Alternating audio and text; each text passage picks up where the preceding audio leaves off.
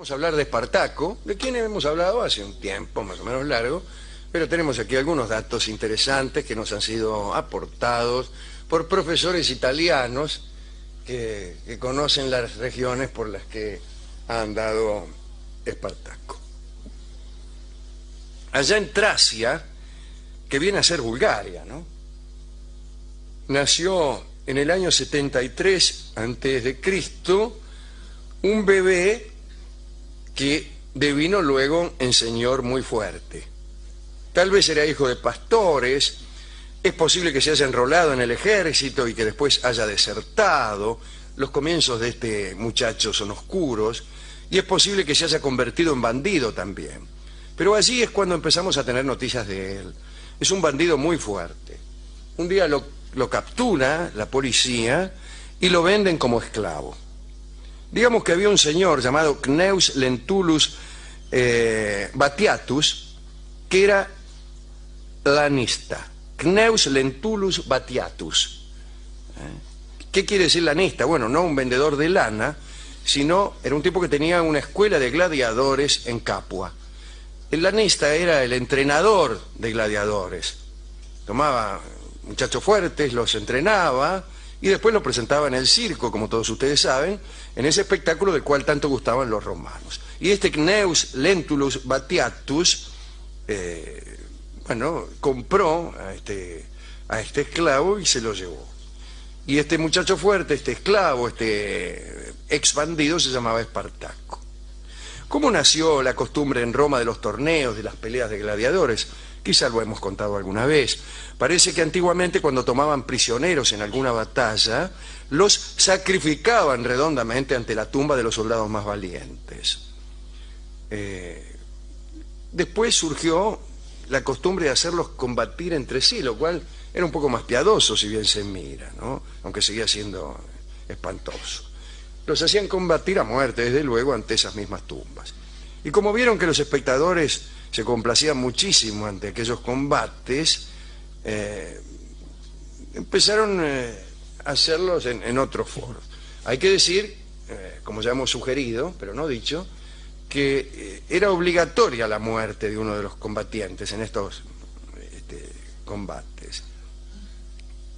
El primer combate de gladiadores, tal como lo conocemos a través de películas, a través de la historia, fue en realidad allá por el año 264 a.C. Y lo hicieron en el mercado de los Matarifes, ahí nomás, frente al mercado donde vendían carne. Ahí peleaban los tipos y los mirones se acomodaban donde podían. Después empezaron a pelear en el foro, en el centro, ahí en tribunales. Sí. Ajá, acá nomás. Y luego hicieron unas gradas de madera para que se pudiera ver mejor, y finalmente vinieron los grandes anfiteatros pétreos, el Coliseo, el Circo Máximo, etc. Nosotros conocemos las ruinas del Coliseo, no del Teatro Coliseo, sino del Coliseo Romano.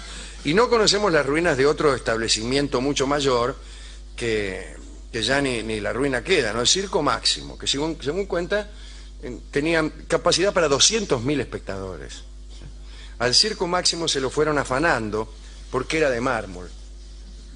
Entonces imagínense, cuando cayó el imperio, durante toda la Edad Media, esa montaña de mármol sirvió como cantera para que muchos vivillos edificaran otros edificios. Ya lo hemos dicho esto en ocasión de lamentar también la desaparición de la piedra caliza que recubría las pirámides de Egipto, que también se la afanaron. Esto lo tenemos que decir en este programa. Está bien, denúncielo, no tengamos miedo. Es un programa de denuncia. ¿Quién se afanó el mármol del Circo Máximo? ¿Quién se afanó la piedra caliza de las pirámides de Egipto? Parece la misma mano, ¿no?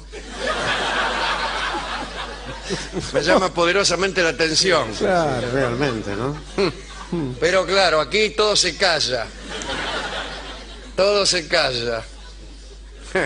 No queremos saber, los argentinos somos como el avestruz. ¿Qué? ¿Por qué? ¿Qué hacemos? ¿Qué? Ponemos los huevos en el Circo Máximo y nos robamos la piedra caliza de las En otro lado, dice usted, no. Ese es, Bueno, ese es algo el así, tero. algo así somos. Este es el país del no te introduzcas. El no te metas, era. Bueno, por suerte el estadio de River Plate no está hecho de mármol, si no en una semana no quedaría nada. Pero no se puede.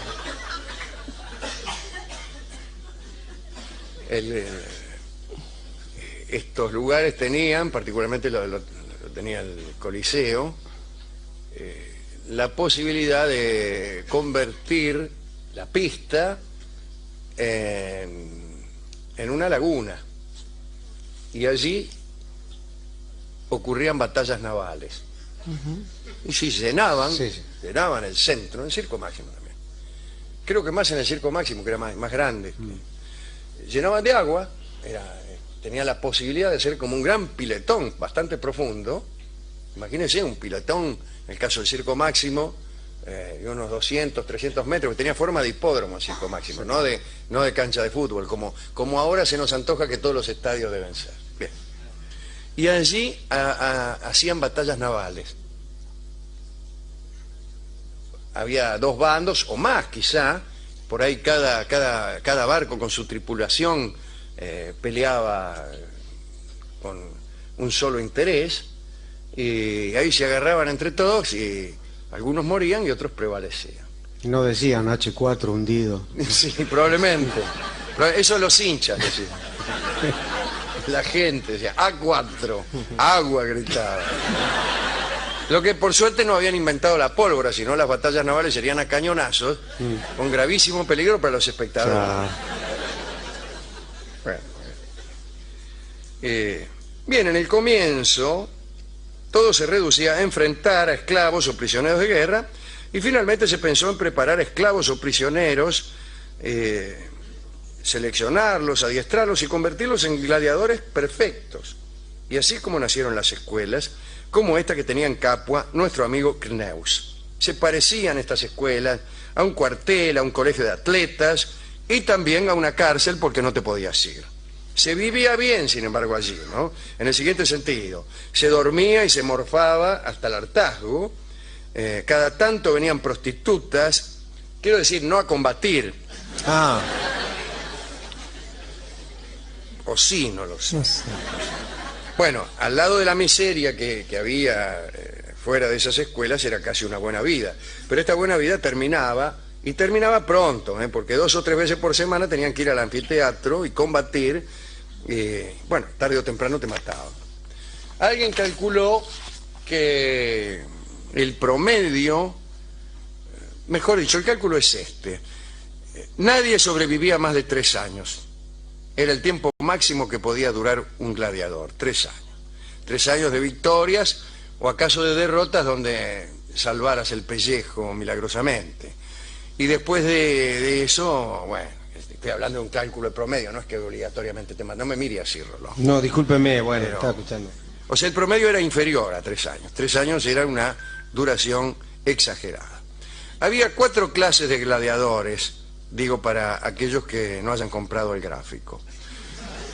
Primer gladiador era el mirmillo. Usaba lanza, casco, el escudo galo, pecho y piernas sin protección. Lanza, casco, escudo, piernas sin canilleras. El tipo iba también con el pecho al aire, sin coraza, pero con escudo, ¿no? Este era el más peligroso, pero también el más ventajoso desde el punto de vista de la velocidad, ¿no? Una coraza pesaba 30 kilos. Claro, no te duelen los lanzazos cuando te lo das en el pecho, pero Te mueves más lento. te moves más lento y por ahí te liquida. Tipo con 30 kilos de fierro arriba, lo agarra un tracio, que era un gladiador liviano, y te bajan los calzoncillos. El tracio, el trax, tenía espada y lanza y coraza y canilleras. No imaginen ustedes canilleras prócer ni nada por el estilo. Eran una protección para las canillas nada más. Y después estaba el retiarius, el reciario, el de la red. Ese usaba un tridente y una red. Algunos decían que toda discusión acerca de gladiadores se reducía a ver si era mejor el reciario o el tracio. El tracio era más ligero Y el resiario, si bien tenía poco peso, tenía que cargar con la red. Una red enorme con la que enganchaba a los contrarios cuando tenía suerte y en la que se enganchaba él mismo cuando le iba mal, ¿no? También tenía un tridente que era el que usaba para ensartar a los rivales cual churrasco de croto. El último era el Samnes, una variante del Tracio que llevaba escudo y espada recta. Eso solo, escudo y espada recta, eso. Muy, muy sencillo, ¿no? Bien. Adviertan ustedes y recuerden que a lo mejor han visto alguna película en la que Espartaco tenía una espada, que no. Espartaco en la arena usaba lanza. Él era Mirmilio. Mirmilio era. Así que esas películas que vemos sobre Espartaco, en realidad, el tipo no es Espartaco, sino un actor. Yo siempre lo sospeché porque lo encontraba parecido a Kirk Douglas. Claro.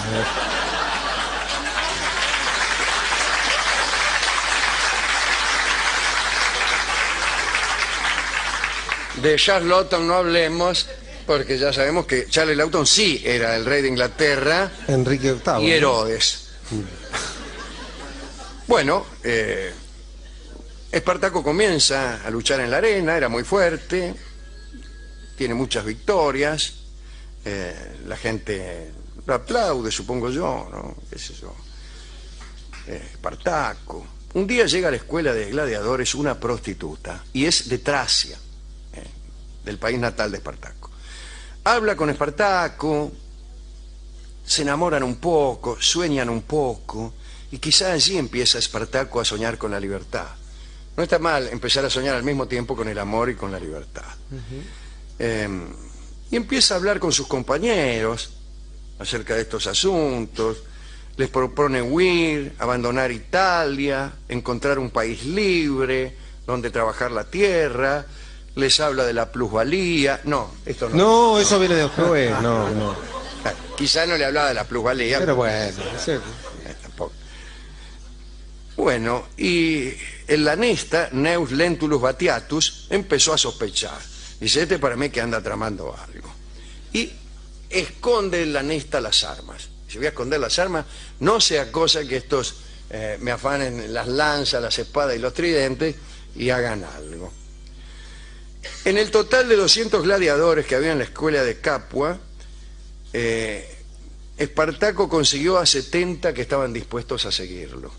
Los otros estaban de acuerdo con él, pero no tenían coraje como para intentar una huida. Espartaco empezó a hacerse lotario para adormecer las sospechas evidentes de Batiatus. Tuvo 2 semanas que se hacía muy el pavo. Batiatus dijo, este es un gil, mira, ¿qué puede hacer un gil? Hasta que un día se rajaron y enseguida asaltaron un carro con armas, en fin, se fueron. Las autoridades mandaron a unos legionarios para rastrearlos y combatirlos, pero Espartaco los venció y su grupo. Imagínense un ejército constituido por gladiadores, no era un ejército de meros fugitivos de la cárcel, no, eran máquinas de matar. En aquel entonces no había revólveres. Cuando se enteraron en Capua de esto que había sucedido, y también de la victoria sobre los legionarios, hubo una gran reacción. Y los otros 130 que no habían agarrado viaje, también se fugaron al mando de otro señor llamado Crixos. Ante la desesperación, si quieren puedo seguir con desaparición. Iba a decir ante la desaparición, no. Ante la desaparición de